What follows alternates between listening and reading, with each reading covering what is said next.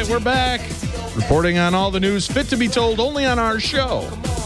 Supernatural news of the strange and bizarre. I'm your host, Dave Schrader. Along with me, Tim Dennis, Mallie Fox. Guys, I finally am going to have a credit to my name. I'm going back to school. I'm going back to college. I'm going back to college. Oh, no, I don't think so. Oh, it's true. I'm going to Harvard. Going to Harvard. I'm going to Harvard. Here's why. Is there a Harvard in Minnesota? I can become, no, this is true. I can become an alien hunter with a free online course from Harvard. Now I can tell everybody I went to Harvard. Haven't been finding enough alien life lately? Well, maybe Harvard can help with a new course that combines astronomy.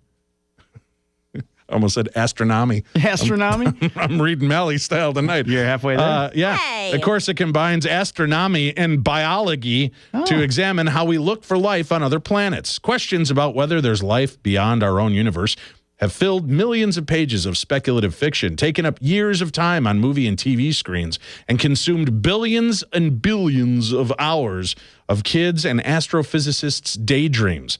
Now, a new free online course offered by Harvard can arm you with the facts you need to learn more about alien life, how we search for it, and what this teaches us about our place in the universe. The course is called Super Earths and Life.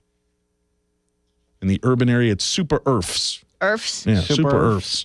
Yeah. And Life, y'all. And it's being offered up by edX Platform, a website created by Harvard and MIT. That's deep, son. That's deep. Was that MIT? MIT, yeah. Yeah. That provides free online courses from the world's top universities. So I'm going to kind of be like going to Harvard and MIT. Damn. Wow. You guys are going to be out of my realm soon. I know. The echelon is climbing as the king rises. That's all I got to say. Where are you going to get one of them there scholarships? Scholarships? Yeah. I'm gonna get me a FUD, a PhD. Oh, yeah. It will be taught by Dmitry Sazalov, Easy a for you to professor of say. astronomy at Harvard. He is the director of the Origins of Life Initiative, or as we call it, OLI. Oh, yeah. He lives down the street from me. Origins of Life Initiative, a new interdisciplinary institute that joins biologists, chemists, planetary scientists, and astronomers in searching for the starting points of life on Earth and possibly elsewhere. We have big effects on the show, Eric, don't we? See what you've been missing? Says his bio on the course sign-up page. He is also co-investigator on NASA's Kepler mission, searching for exoplanets the size of Earth. The course will combine the latest findings in evolutionary biology with the advances that have helped us discover more and more planets outside our own solar system. It starts on February 10th, Mallie, so there's still plenty of time for you to become a college girl. Ooh. It lasts for 6 weeks. I know how you feel about commitment, but try this one out, I Mallie. know. But hey, I get a sweatshirt out of it. That's true, and requires a commitment of about 5 hours per week. Ooh, that's asking a lot. That is bad for you. You can a maybe lot give of like reading. 3.5 I to know. 4, If and then that. attention span gone. I know. Although the course is completely free, you have the option to donate to keep edX going. As little as $5 is acceptable. Wait, Mallie. this is Harvard, and we have to donate? Yeah. How do you remain Harvard without money? Yeah. You got to feed some Mallie, students, too. You are such a rube. I've seen this on TV. You can choose to receive a verified certificate for your completed coursework for a minimum of $50, something that might help if you're planning to use the class in your career as Scully's new partner, Mallie. Also, according to the research statement attached to the course, Harvard will use student participation to help improve its educational offerings. In addition to the course, edX offers over 250 other classes in everything from ethics to medicine, and they're all free.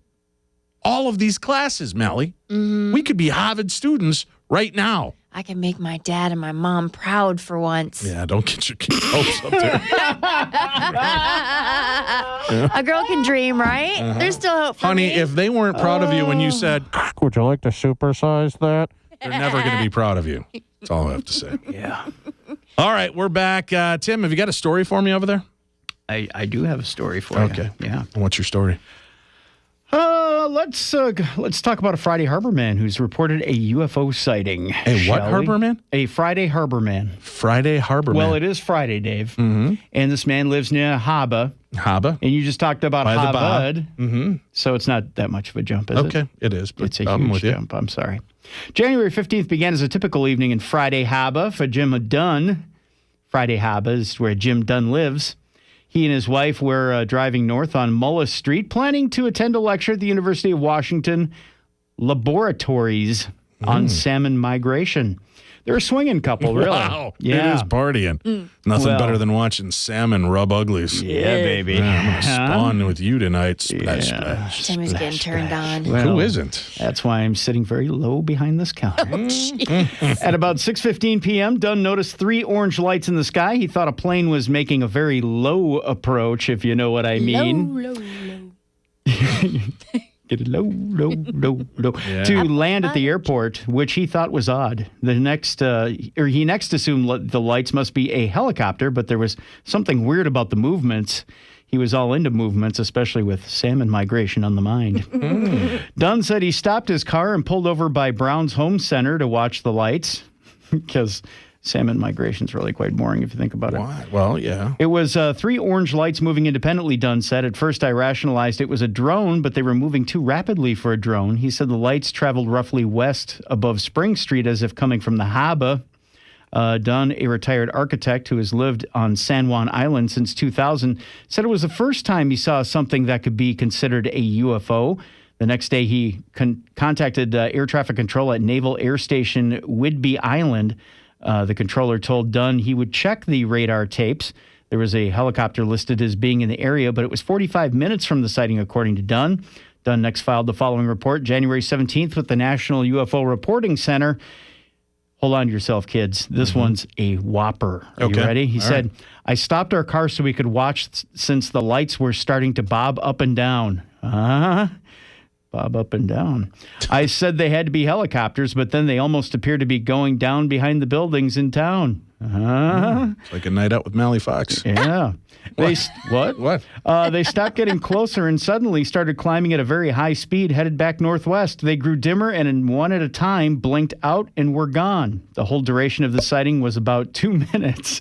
I kept trying to... Only 2 minutes? How disappointing. I kept trying to find an explanation for what we were seeing. I wish I had immediately reached for my iPhone to get a video, but, it's what it is. It was all the way over there. Yeah. I knew they were unconventional aircraft since they didn't have red and green navigation lights. Then the erratic flight and changing speed ruled out any aircraft I have ever seen. My wife and I are both private pilots and have flown into the Friday Harbor airport hundreds of times. Have they? Dunn was contacted by Peter Davenport, director of the National UFO Reporting Center. He suggested contacting media outlets to see if other witnesses might have come forward. The information might have permit triangulation on the object, which would allow calculation of how far away from you it was. That sounds like math. And the size it was, according to Davenport. Triangulating and such. He estimated the lights moved west and disappeared. Behind the trees, it was traveling more than 100 miles an hour. Wow. Yeah, it was But who's going... counting? It was going fast, but it wasn't, fast. We've got more supernatural stories to share with you, our viewers, and our listeners. Stay tuned. Supernatural News on Darkness Radio continues right after this.